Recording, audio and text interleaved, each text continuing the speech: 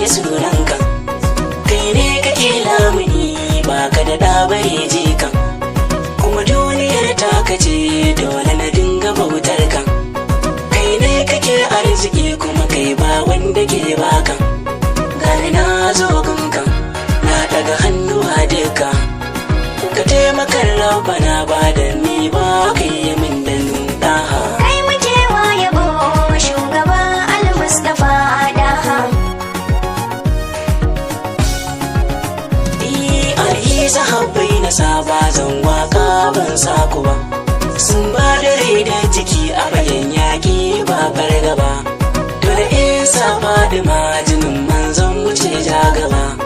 In ne yabon babu ko yabon ba za a karɓe shi ba, domin kuna kan gaba ba za ku tozalta ba. Ni ma ku ce ayyamin dan Al-Mustapha shugaba Daha. Kai muke wa yabo shugaba Al-Mustapha Daha. Duk mai jin ya isa annabi ai bai kai ka ba. Waye ya zo duniya ya ce annabi bai san ka ba. Shi ne ya zo duniya katanga kisra ta zuba. Shi kaɗai yake tafiya ba sai an ga sawansa ba. Ni ban ga tamkarsa ba, sai da shi ake ci gaba.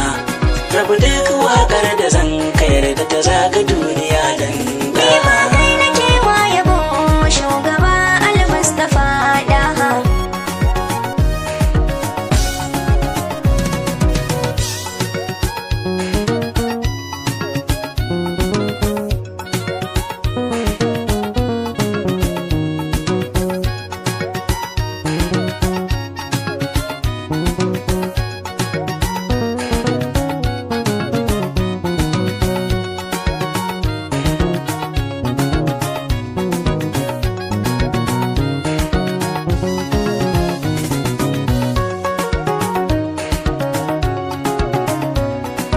Kai muke wa yabo shugaba Al-Mustapha Daha. Matsayin da ka kai amma kadan annabi ne, don haka kar ka nuna min cewa kai dan wani ne.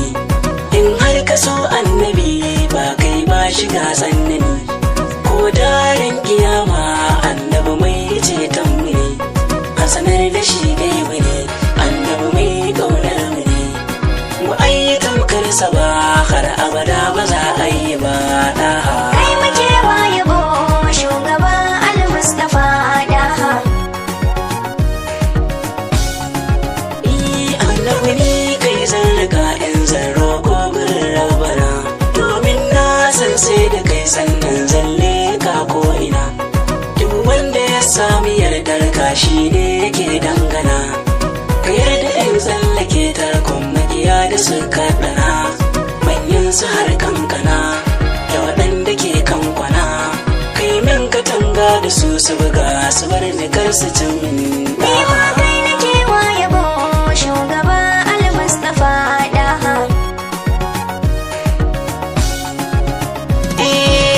Adasi ne mai waka ne na tsaro yabo, a wurin Al-Mustapha nake neman babban rabo. A taimaka min a amsa komai na fida ya zubo, dan shi kadai za ka je gunai babu sisin kaho. Sai ka samu babban rabo a wurin Imam Shayabo, sarki aran mahashar annabi abban Fadima Daha.